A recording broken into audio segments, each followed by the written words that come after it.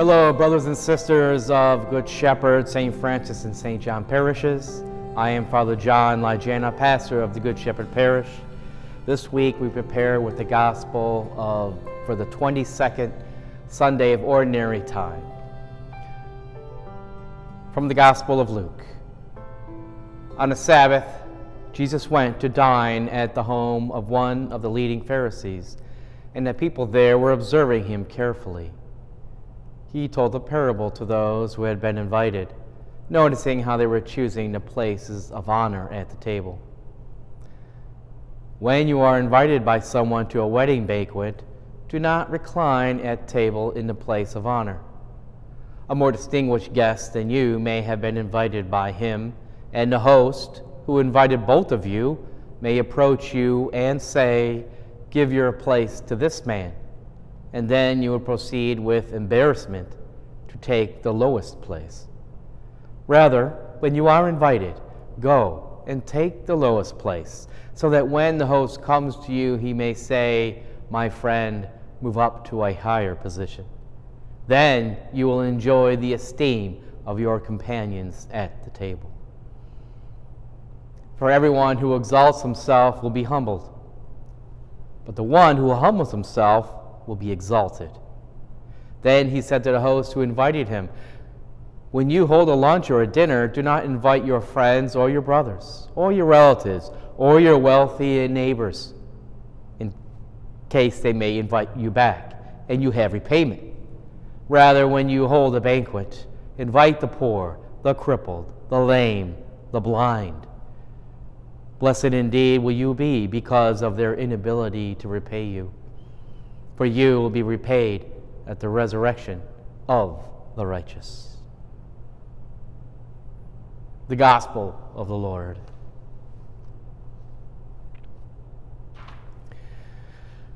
I think it's obvious, everyone knows that Jesus is talking about being humble.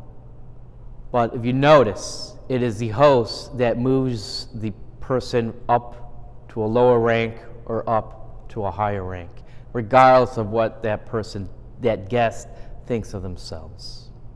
So if we remain humble, we allow this to happen. It is not what we think of ourselves is not important. And Jesus teaches us to be like him. Now, when Jesus, remember, talking to the disciples, talked about service, and they're asking about who's going to be the greatest in the kingdom, and he's talking about service, the one who serves. So if you walk into a place with the intent of being at service and not at being served, you remain in that humble position. Now think about this. If you tie your allegiance to a particular host, such as in this parable, trying to get the seat of honor at this particular host's dinner table, or feeling honored because you are at that place at the dinner table. Jesus reminds us, and it's written in the Psalms, that a man's life is but a breath. He blooms like a flower in the field, and by night he is gone. You want your allegiance, your loyalty tied to someone, let it be God, who is the ultimate judge. Other people can assign you places of honor in a banquet or any type of function or organization. Jesus Christ assigns you a place in heaven, and he does not fade away like these other people will. He will always be the man of authority. He will always be the host of the banquet. So if we tie ourselves to him and come to him with the idea to serve, we will always be invited to his banquet, where he serves us. The Gospel. For a family activity, go to a grocery store, for example. Look at the people that are there. Some are working there, some are there as guests, as customers. And see how they act, treat each other, and see the things that they do. And see how, notice when you go through the store, going up and down the aisles, you're going to meet many people, many different employees. They're stocking shelves, they're working a deli counter.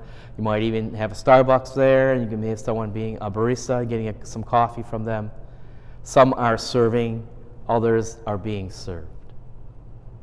It is important to note when watching these people who is the humble one, who is coming in service. We have customers who need to go there to get food and groceries and such, but they don't need to demand service from everyone.